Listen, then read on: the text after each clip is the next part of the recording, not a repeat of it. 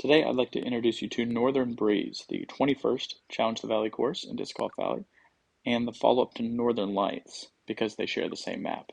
But Northern Breeze is a shorter, more technical course, and we get to play during the daytime. So hole 1 is a short par 3. I'm going to throw a putter on a little hyzer route and just let it land on this ice bridge and slide up to the basket.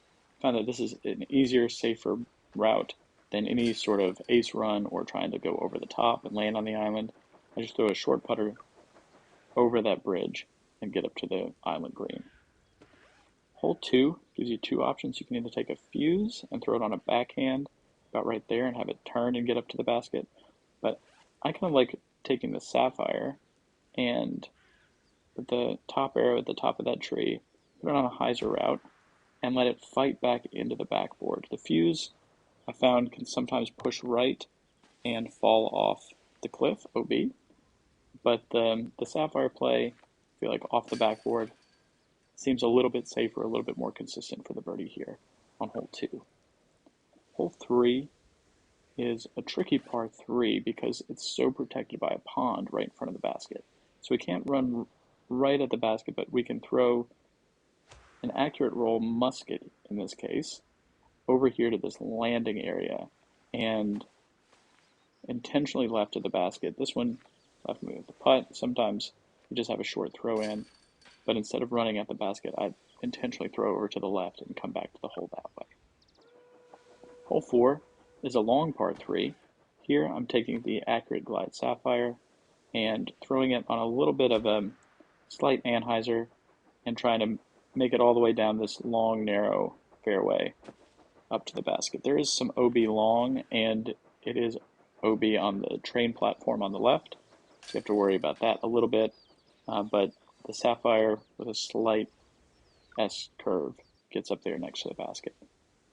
Hole 5, even though it's 309 feet, it's very much uphill, and it has an elevated basket once you get up there. So I'm going to take the Light Glide Rive and throw it all the way up there. Hopefully miss that tree, which I did not. So instead of getting a tap in, I've got a throw in for my birdie here.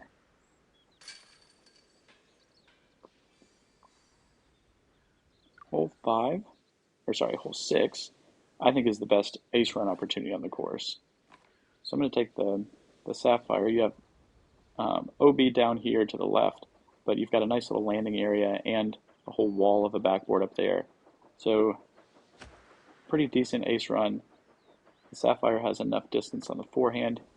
The wind pushed it, and I probably could have started it a little bit further left to get a great run, but that's the play on hole 6. Hole 7 is the only par 4, and it's a pretty tricky one too. This wind is not the most friendly, but I'm going to take a turn skip rive and put it on a backhand flex line, hopefully avoid that tree, and skip up to the left enough to give me a good forehand route into this basket. So now I'm going to take the Accurate Glide Sapphire, because I'm going to have to throw it high enough to avoid this hill. And would have loved to get around that tree, but let's see what I'm left with for my birdie throw in. Not ideal, but that's kind of the way it goes on this hole. It's a tricky one. But I was able to pull it off there, and maybe later I'll learn a better route to attack hole 7. Hole 8 is kind of either or. We have this group of trees in the middle, and you can either go forehand around it to the left or backhand around it to the right. In this case, and in this wind, I'm going to take the sapphire and throw it around it to the right. Let it fade back to the basket. It does drop off behind the basket, so you don't want to overpower it too much, but that ended up working out perfectly with the sapphire. Which takes us to, finally, hole 9.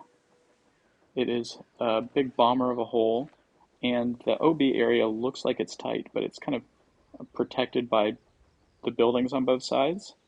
So you have a bit of a backboard here for your backhand. So I'm going to take the sapphire and bomb it down there and hopefully missed that light. As you can see, the church there works as a backdrop. Maybe would have wanted to get a little bit closer, but the headwind knocked it down a bit. And now we can throw in to complete the course. So there is Northern Breeze and how I approach it. Good luck out there.